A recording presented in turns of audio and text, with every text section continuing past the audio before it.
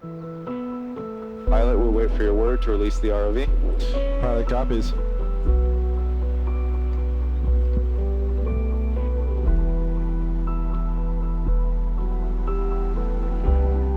And drive ahead, pilot. Pilot's pushing ahead. Copy that. Push ahead hard. Hard, hard, hard. Lines are clear. Let's descend 15 meters a minute. Hold at 50. Pilot copies descending.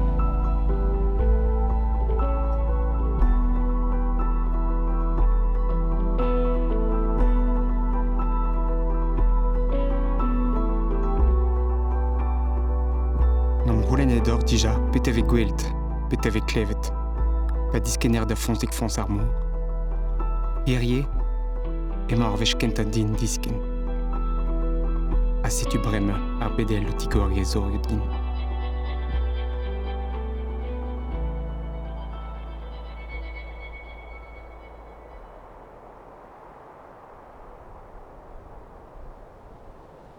Thomas Cloreg an me, Renner Arzel an teat piba, le Renner ar pessoari danvor.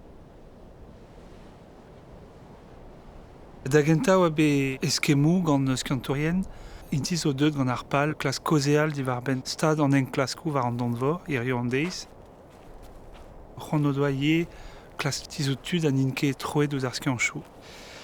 Buan war e deud diom ar c'hoant beva an aventur assemblée gant ar skantourien a konta an aventurement dans ar vestourien. A fait mont bourz ur vag, war inizi an Azores, mont d'Avro Canada, a klas ki e souba an ar vestourien, vel mont be soubet ni koulz ar zourien a skantourien.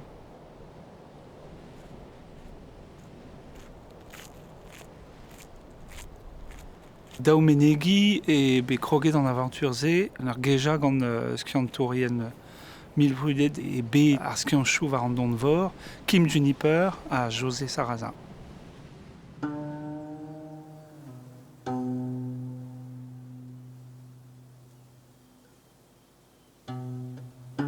I don't really see myself as being a monument of deep sea research, but I certainly had the privilege of being involved in deep sea research at a very exciting time.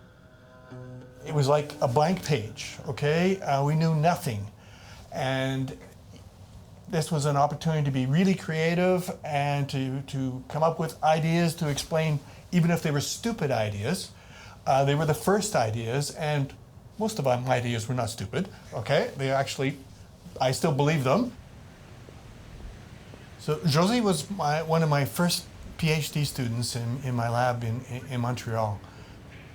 She was a young student at the time, and she would have part of an idea, and I would help her complete the idea.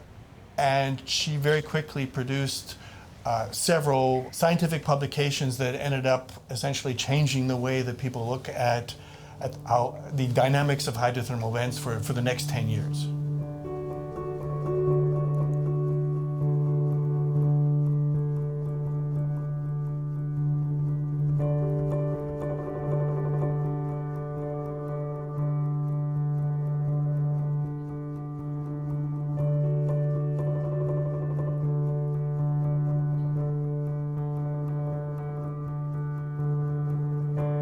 Alors, je m'appelle José Sarrazin, je suis chercheur au Centre Ifremer de Bretagne.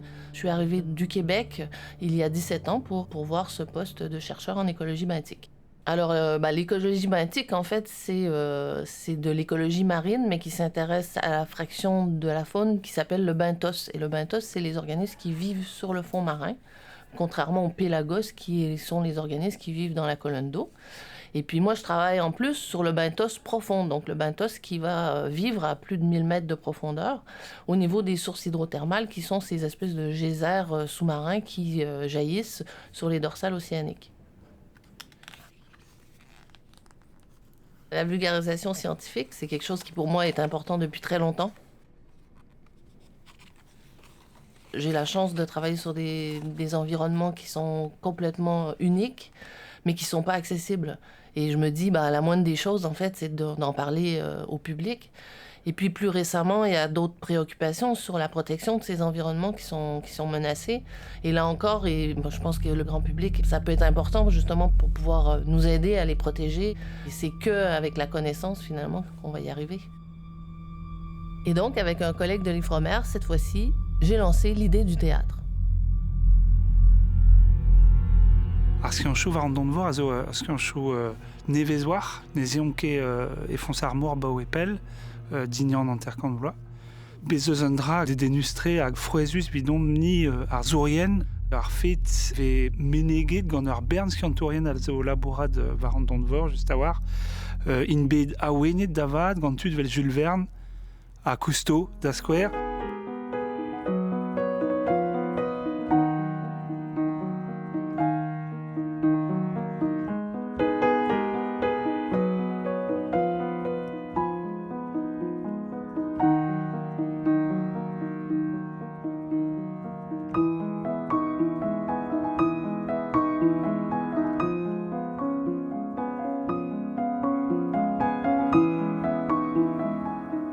Erio an deiz e an ve an muor gore al loar eget fons ar mor pezadalv e jom ie un dachen marvalius mogenou e leiz a zo be ijinet a kemese zo a wenus evidom setu mon sonje de klas Quinveria stad Arskianchou a pez a wezon Erio an deiz gant ar pez a zo be faltaziet gant an den ba wepel. A fet gouzout e zafem bete ginizi an Açor penons krez Meurvor Atlantel a beteg Colombia Sauz e Canada a oa na beg ouspen davant ba an aventurze. Da vazon an draze zo pa sevenadur piba. Mon emeez deus an sevenadur, deus Breiz, mon pellor pella evit klask digori un tamm dorioù on orioù diomni vel just klas kompren sevenadurioù klas kompren sevenadurioù dre iezoal. Ela queria usar sapatos, dançar de salto alto, beijar a boca de homem, embrenhar-se no mato.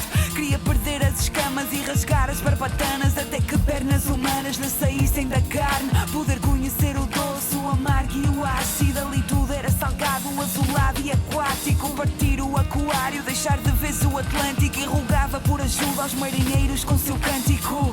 Mas seu canto era grito que não suportavam. E só Ulisses vivera depois de ter escutado.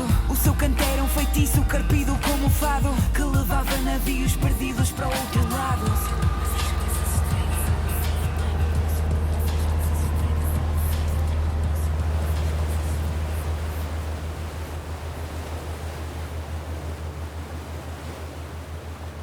Mon marsat vegret eus kefredi gempen de narselva plantet war an dachen Lucky Strike. 1600 metrat din an gore an dour Meurvor Atlantel. Un tu benag etre an asorioù hag ar ben neve. A l'air yousen in ket gwall an et. Mab den, en oa diskuliet ne, pel gout ebe an kerzet var al loar. Pep rang a deug an ar goulennoù hag ar evrenou a drogantan war espeat. Ar bete zo ken diz an avet, ken vel laket kemen hag ur blanet den neve var vel be wech. Blaz an aventurioù meur zo, ma vije koz ene eus tan zorioù, oant elejoù a marzou de gaout.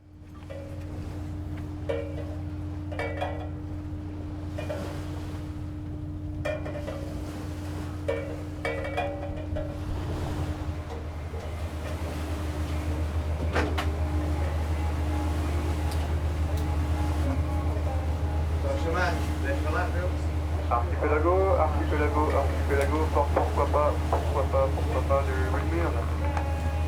Pourquoi pas Archipelago. Yes, good morning Archipelago. We are looking for a floating device in the water, so be careful when you are approaching.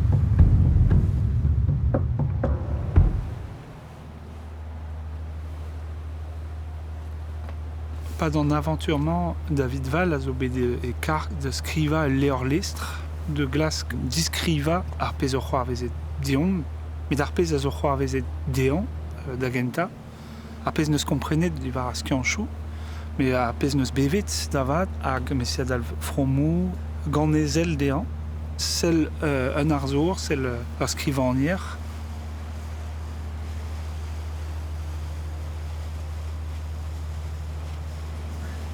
C'est assez féerique de patauger là-dedans, je trouve.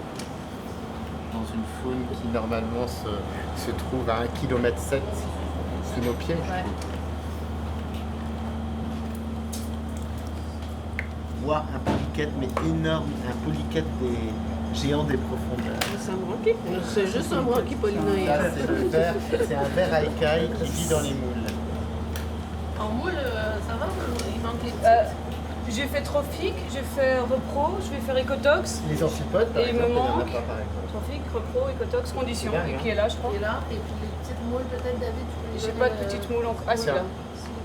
J'en ai bon. T'en as plein. Ok. Ouais. Le fait d'avoir des artistes comme David et Thomas en mer avec nous, c'est vraiment un autre regard sur la science qu'on fait. Nous, on oublie ce qu'on vit tous les jours. Moi, ça fait 25 ans que je fais ça. Mais d'avoir des mots et le fait d'extraire, en fait, toute cette excitation, ça nous nourrit beaucoup aussi. On se rend compte qu'on fait un métier extraordinaire, finalement. Hein? Par contre, là, j'ai trouvé un truc incroyable. Une étoile de mer, une gorgone des profondeurs. Une Ça, on gorgone, l'avait pas C'est une encore vu. ophiure. une ophiure peut-être. C'est somptueux. Tandrizek aviz gwere. Hiarie etesk José din divesc ar standion. Pisquas ket mendal am bue. Non ket kin vit chom azar. Setu me am roazez, siket me dolagat e bars lunedennou ar gresveren, ar gwaskik genin en daouarn, opaka menudaio a gorenkone.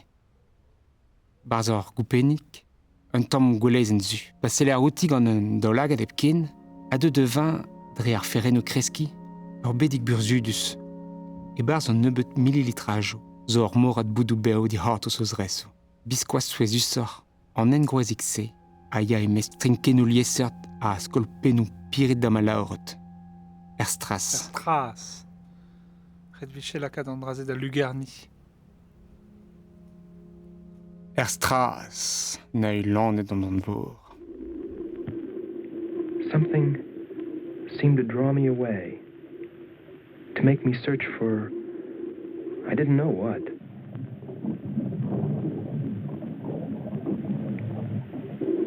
I felt something, I don't know. I felt as though I were being watched. But I didn't see anything except a harmless octopus.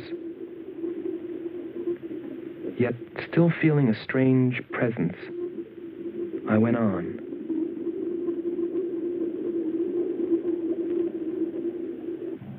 But then, as quickly as it came, that weird sensation vanished, and then there was nothing. Nothing but the sea.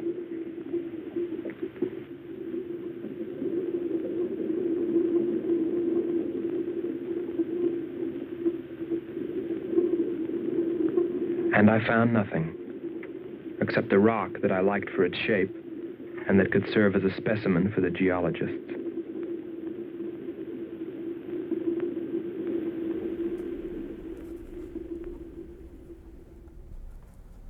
Manip a zo ar ger ave kavet bars genou an ol. Or manip a zo ar skeul oberat adeno resis laket un elre var l'era réel ben sevel un en klask. Para pourquoi pas, zo kemen a vanipou a gadachenou labour vid as kantourien. Disken son tout kourez, ten a binvioù torre deus un dour, dastum standion no loanet, a dielfen, skriva, kompren da roud.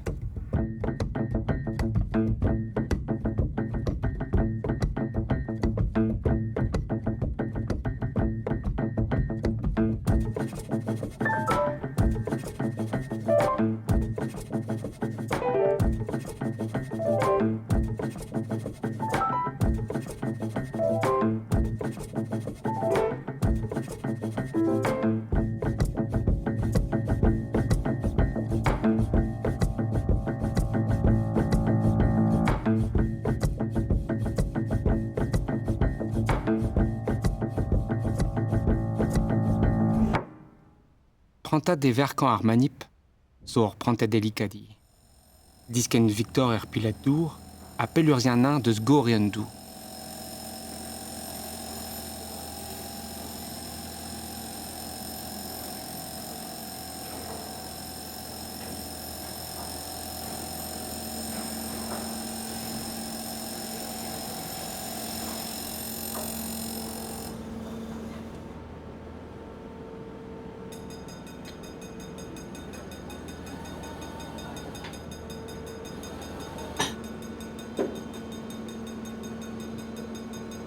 Ah, comprenons Davad en ien huir, en erger sa gemarom perzen.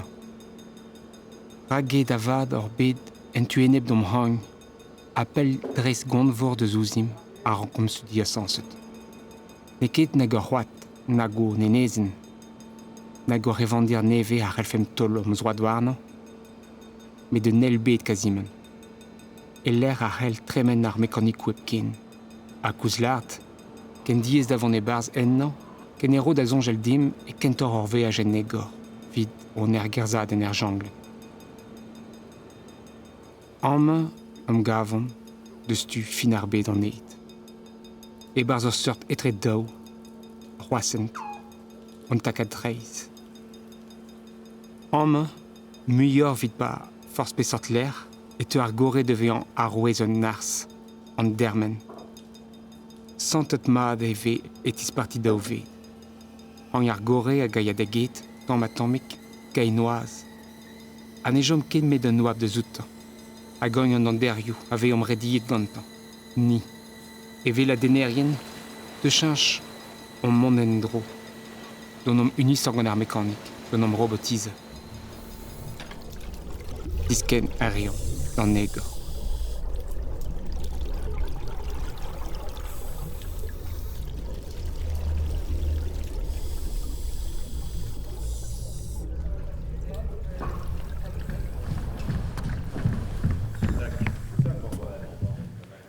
C'est l'aplomb de ça, c'est ça, non? Il faut encore rentrer, quoi. Enfin là, on est à la limite de la passerelle, alors que moi, en premier plan, non. On était dessous, on bouffait sur la passerelle. Sauf que du coup, tu étais à 350 de haut, quoi. J'ai d'avoir 1m50 ici. Penkenta tout, on a songé, non ket c'hoant sevel ur actrice théâtre, et l'air ma viché laqué dans ar vestorien memezmo, gistao, talade tal leuren, mode boutine, pailliz et fonsarmour, mazezendra a gazosur, et en d'invaligen, davad, c'est une songé de viché des dénus, lakad an dud da gompren an draze. Laked vendu d'invaligen, bar vouest, soubidigis, a kemese a dalveze ober labour var ar zon, sous bar an dud gant ar zon d'agenta.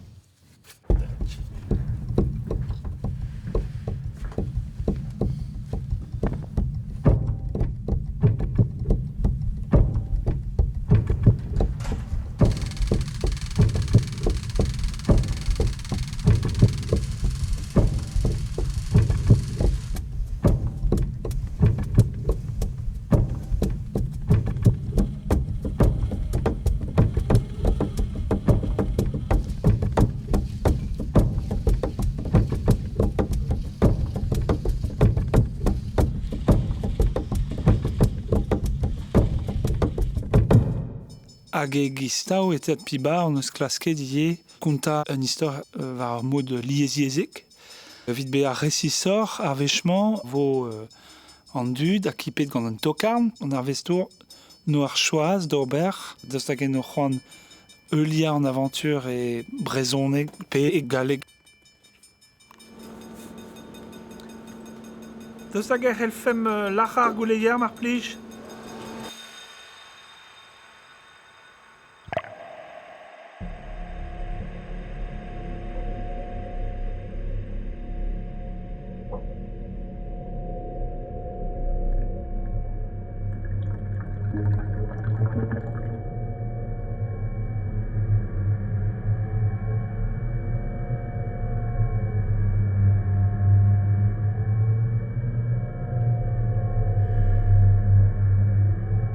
Un dachennet da zur tom e Lucky Strike.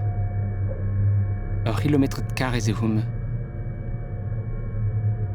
homme, et là qu'en endro da zonja les bars orbed, soubet et bars en nons nucléaire. Un douar di lusket gant an eol, or blanet den skarzet dizisplek deus koskor an eol. Gant stere den nebet, a ben sklerijen eol.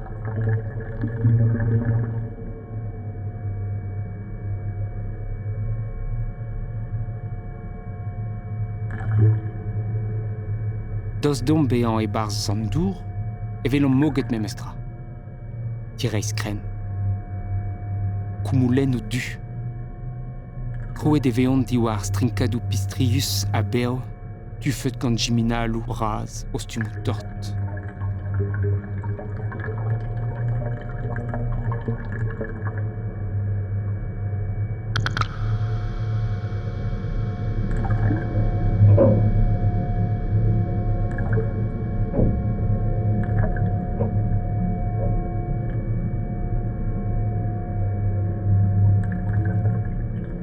Temene de douar ar stivelousa, drezin d'an an douar tos d'ar magma pe a dreuz mein zo. A drugare da zielfenadou neve, e sonj bremañ skantour un zo, e lak an dourse a het e veech ar mein basaltek da gem en ar grouichadennou carbonek bin. Da lar ede, e teufet danvez organik deus ar mein e hun. Trenkenou a minek a nukleek, el fenou diaz ez ar vue, danve diaz ez an TDN. Mein hag ar rof e bue. Matren war om o zelet deus unan de sekredou an orin er jiminalus. Mais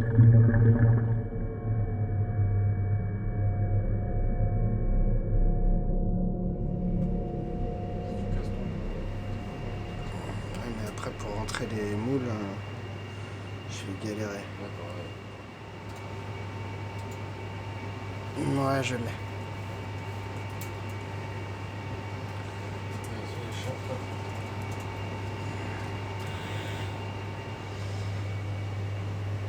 Ok, c'est toi. Ben là, l'idée c'est d'aspirer les petites crevettes sans aspirer les moules et puis de choper les petits grains là qui sont probablement des gastéros. Mais je préfère qu'on fasse les crevettes doucement. Tu sais, on aspire, on laisse pas longtemps tourner dans le bol. T'aspires un coup, tu t'arrêtes l'aspi, voilà.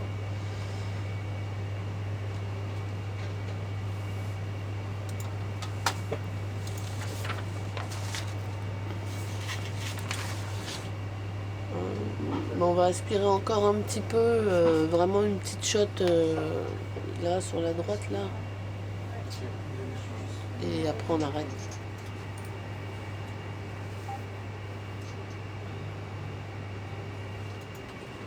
Ok, on va arrêter à ski, bonne vite. Ouais, il y en a, attends, regarde, bouge pas. Juste là. Ouais, en haut là.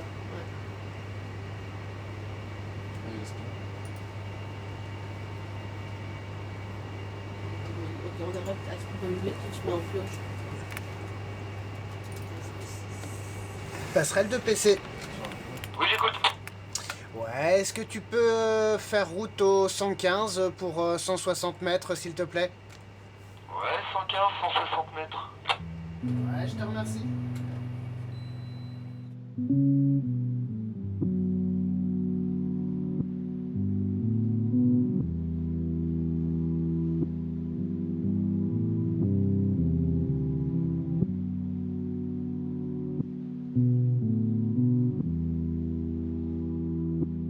Agreistud et te hin varvel, tre ar jiminalo, o rarmo.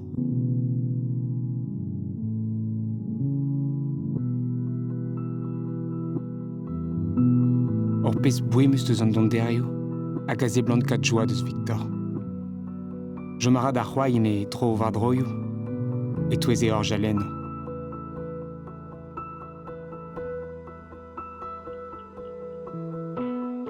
Dam roz pe roz louet kentar, e seblant be an gruyet deus a bep ler.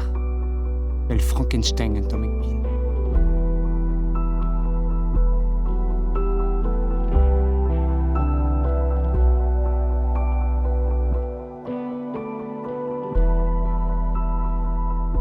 Neuial ra gant stum, goustai tout, et tremen gant gras e bio ar stivelo dour bero, trinket de skalon an douar.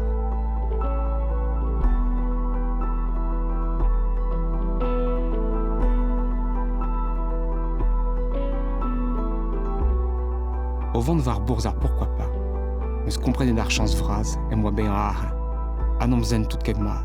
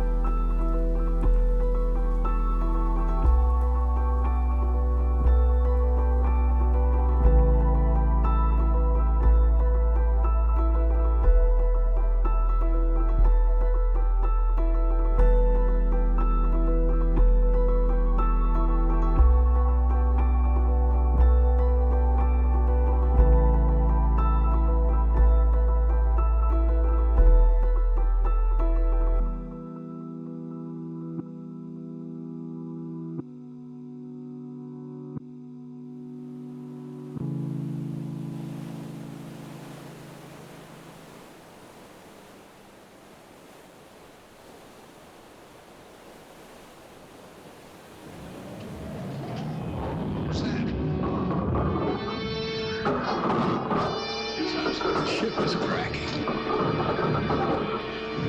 Look at that. That's the biggest one we've seen. What are we gonna do?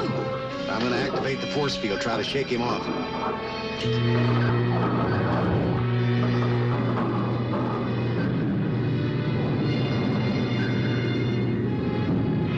Let's go. Doc, hit those switches. Ready, rockets. On.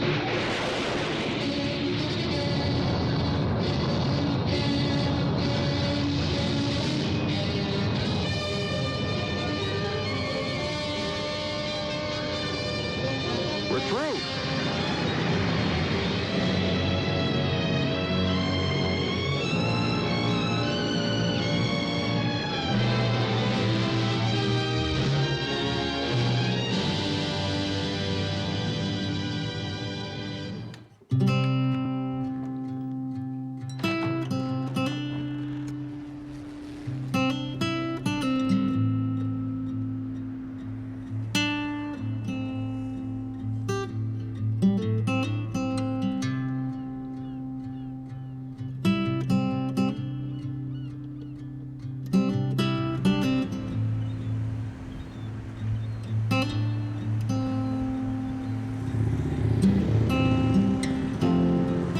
Meus reit meus laket war an douar neve benefin.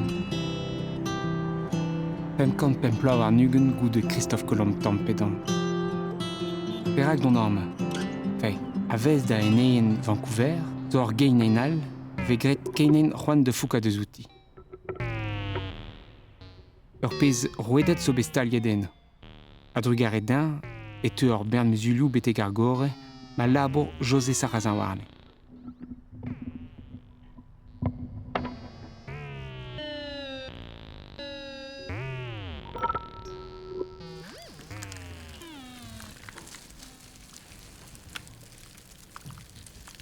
Joma reim war an douar a vemme, men an droiet me a delefe ben ken souez eus el.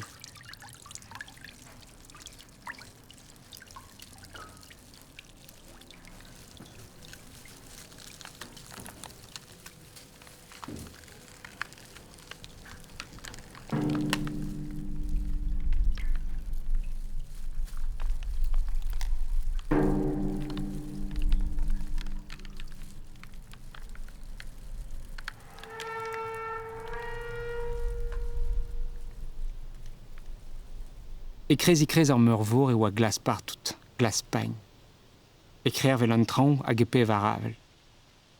Ar pez oa deud a ben me meustra, devant kadim e krez on dezerz dour, de l'arde, ar plant, a zo rentet dom homme force pegem. Colombia zoz, zo goloet un tormad anean, gant un deus bras an forest ar bet. Zonjit tap e samban dom chomet boemet, o pourmen ne mesk ar amzet. Goude ben dijoloet non don derioù pellan, et tijolom an uel derioù pellan. Hag epen ar bourmenad en deskize, l'air huid. Mystic Beach e an. A l'air, manom gant a glaz ar plen, an glaz ar mour benefin. A c'hoat koz noe hag ar mour braz goue.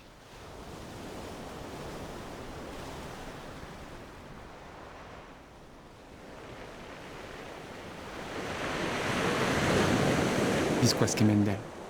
Krignadara goue braz an tregenou bili difin, met ave fer gwagenou o klask lonkan ar goue, o roulen dilus neve. Emañ mo hartoz tefe un dinosaur mez, kemen a ken koz e seblan ar skeudenn dir a gant lagat beer.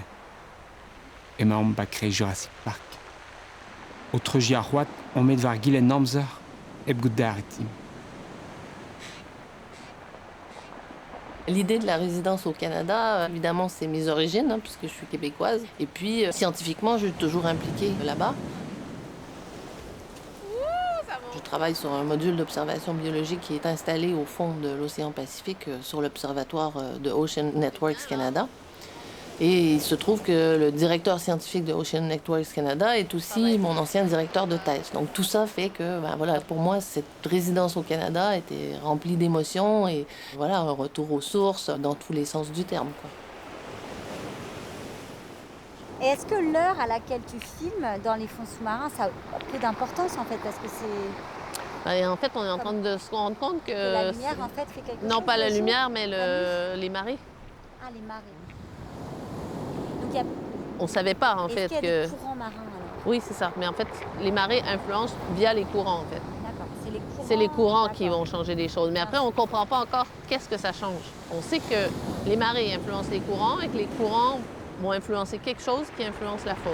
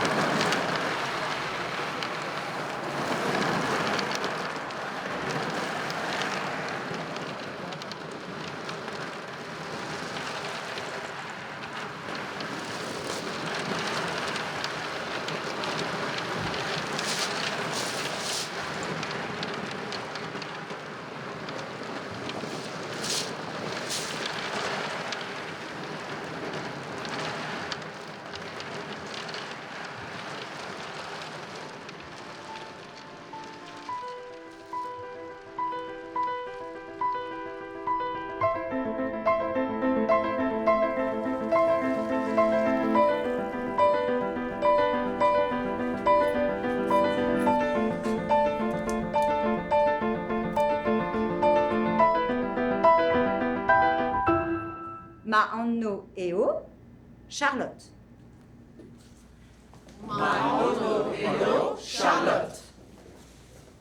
Salut tout le monde, je suis bien contente d'être là matin. Ça me fait un super plaisir de faire cet atelier avec vous autres.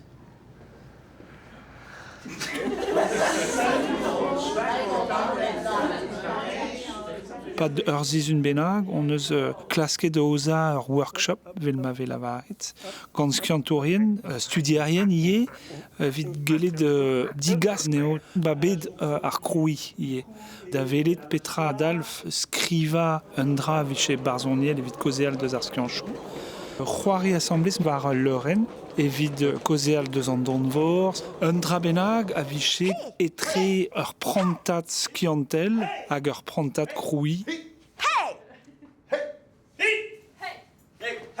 Kim Juniper, penskiantour e Ocean Networks Canada, gemer pers e vel just. I grew up in Saskatchewan, 1,000 kilometers from the ocean.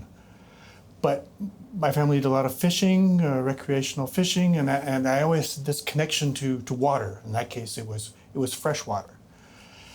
And my first exposure to the ocean was not going to the sea, but it was seeing the first series of films from Jacques Cousteau.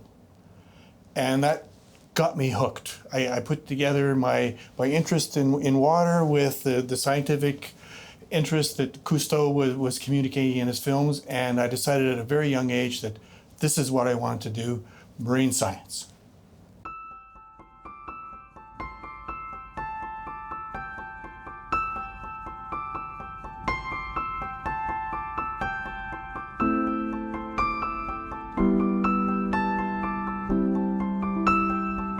Certainly what keeps me hooked on deep sea research, I think, is the astonishment, the excitement of seeing these strange and bizarre worlds, not just for the first time or the second time, for the 100th time. Each time we approach a hydrothermal vent with a submersible, or even if we just go down to the deep sea floor where there's nothing but mud, it's just such a different world from the one that we live in on land that I feel like I'm a guest in this world. I always feel really privileged and at the same time totally enchanted by what I see.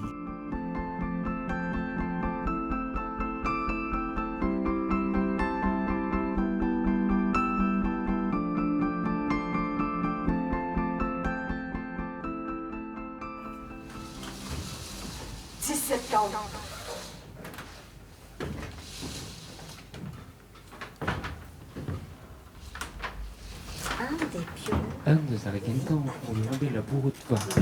Je l'avais vu en Argentum, so ovevant et Je vais rencontrer Victoria Sto. Ma hondor na odegeskan Kim Juniper. A kemense bike me halandin ka babet kionchon danderio et Kim Juniper sort Indiana Jones pe Paul Émile Victor. Un dijoloer peduneve.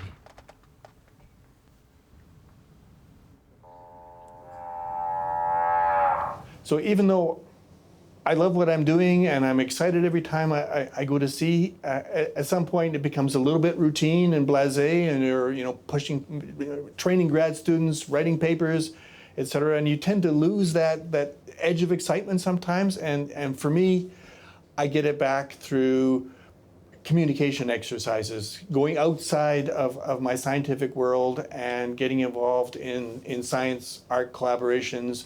Alors maintenant, on va créer un exercice tous ensemble. Vous allez imaginer que vous êtes sur un bateau océanographique et vous allez faire la situation, tout est au ralenti. Et tout un coup, à un moment donné, je vais faire un signe. Ça veut dire qu'il y a une personne d'entre vous qui va voir de loin quelque chose d'assez suspect.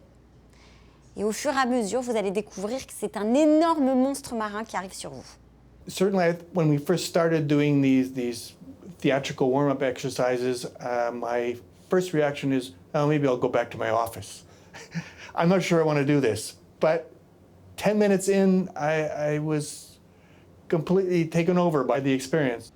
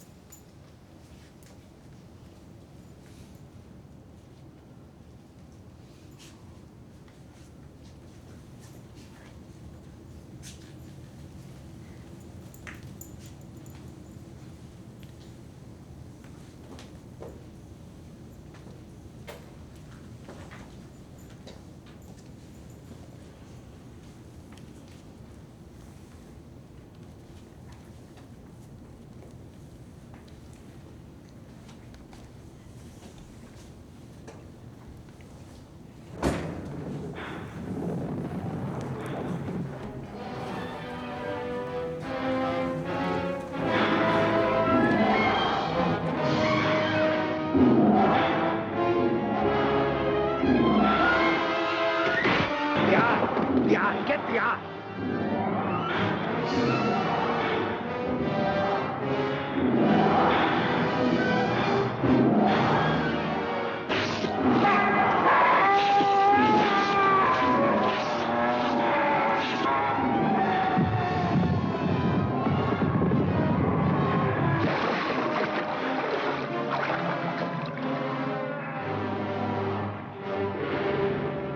Comment on ne se prend pas au sérieux.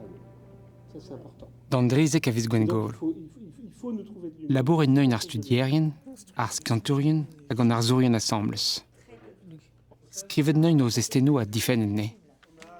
Koulskoude, oa ar vech kentan evit an darn vras an ne. Di gemeret neun be an anchet heb gout de da bleresis wan hon. Let me tell you, madame, you won't regret the time you spend aboard my vessel. You're going to voyage through a world of wonders. Stunned amazement will probably be your habitual state of mind. And I'll review everything I've studied in the depths of these seas I've traveled so frequently. And you can be my fellow student. Starting this very day, you'll enter a new element. You'll see what no human being has ever seen before. And thanks to me, you're going to learn the ultimate secrets of our planet. Really good, Brett. You have a lovely voice. You have a nice pronunciation. All words are here. Just take more time. More time? A little bit like what I was saying to Sarah. Just, you're passionate. Yeah. I think Nemo is a bit of a crazy person because he's a very passionate person. So he has a face in what he wants to offer to Madame. Imaginez-vous, les projecteurs de Victor se parent de lunettes. Voilà. Un rideau rouge drape les images du fond. Poétique. Le robot évolue silencieusement autour de l'imposante cheminée hydrothermale. Poétique, c'est toi qui la scène ou tu poses la question? C'est presque... Non, c'était pas une question, c'était une affirmation. Eh bien, essaie de jouer plus comme une question. Poétique? Je suis tout à fait d'accord avec vous, madame. En fait, je vais encore plus loin. Je me demande si la science n'est pas en symbiose avec l'exploitation industrielle de notre planète. C'est rare, très rare, que vous fassiez le lien entre vos découvertes, vos explorations poétiques des univers inconnus et leur exploitation industrielle. Par exemple, vos rovers, vos petits robots téléguidés. Savez-vous d'où vient cette technologie? En fait, ça vient de l'industrie pétrolière offshore. Ça a été développé pour l'entretien des plateformes et des pipelines.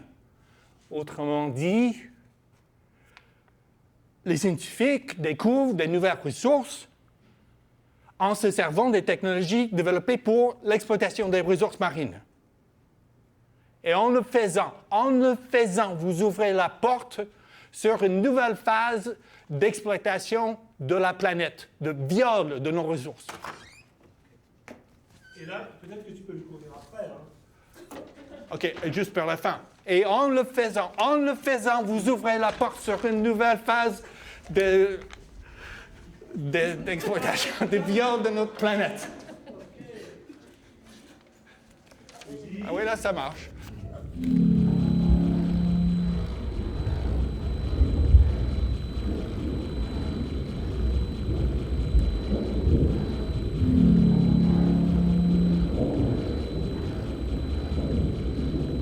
E kreiz an emgant a vilvlor, etre ar garante hag an aran. Dost hag evo an don vo, un dachenn vrezel ziver, l'er ma vo diskaret ar c'hoant aour, e ur gouzan ver ouzpen, de lakat war un dol en chassig la rarus.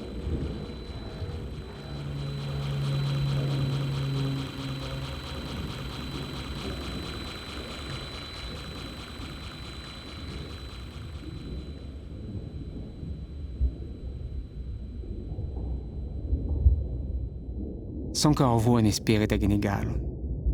Kemer amzer de chom da kompren nei vid e raout.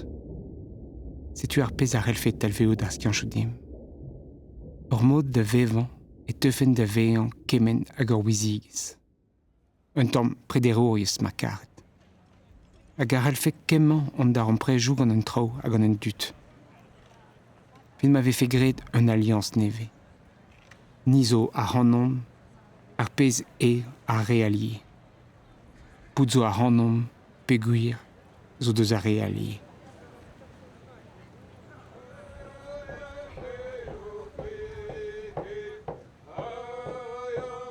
Our First Nations. En Amerindianot. An douaroum a oan o vevan warne a boe kan vejou beleret gant an dreva denis kenta. A zo o rouzan o poan di war gouli ar gwalgejadense. Penaos an diol war an douar ken braz, pe an chomet eb kavout an tu de rana na de genveva.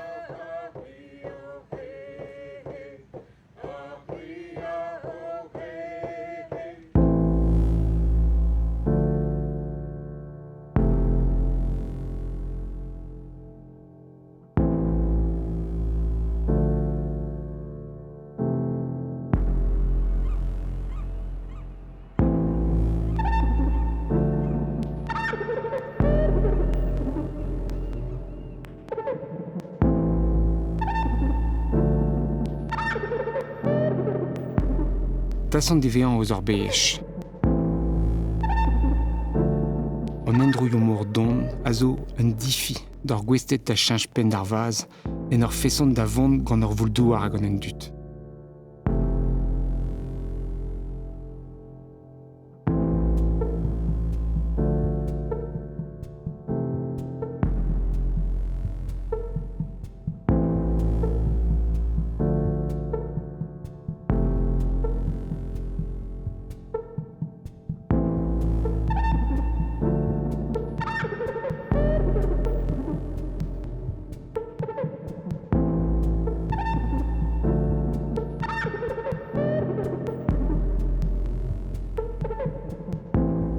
En fait, je m'attendais pas du tout à ça. C'est vrai que quand on est parti, on savait pas du tout ce qu'on allait créer. Et le résultat, en fait, il est quelque chose que j'aurais jamais imaginé. C'est ce qu'on allait chercher. Ce côté, que notre science se fasse emparer, prendre et bouleverser par des artistes, en fait. C'est ça qui amène un plus, qui transgresse finalement l'objet scientifique pur et dur, quoi. Elle est belle, la science, quand elle s'échappe des laboratoires. Ker vers skurchou pas dorn mes eus a labor faou.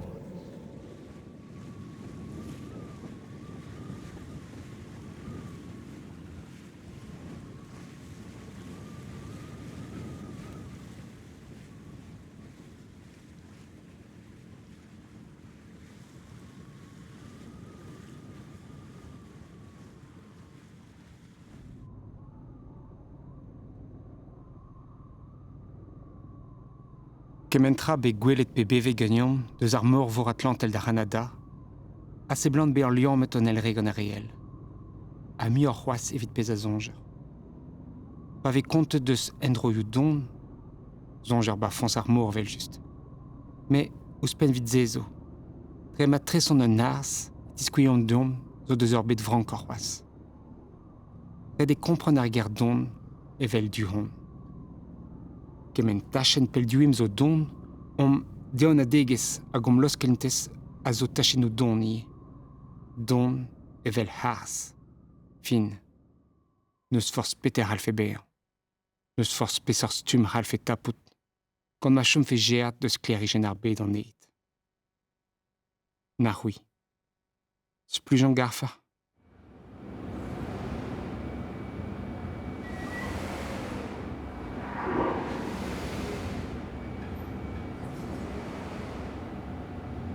Mes o gannet e kreiz ar mor der leo mes anti gwen du on meus ar bal an gresk et tal an or hag al an ro lo mes o gannet e kreiz ar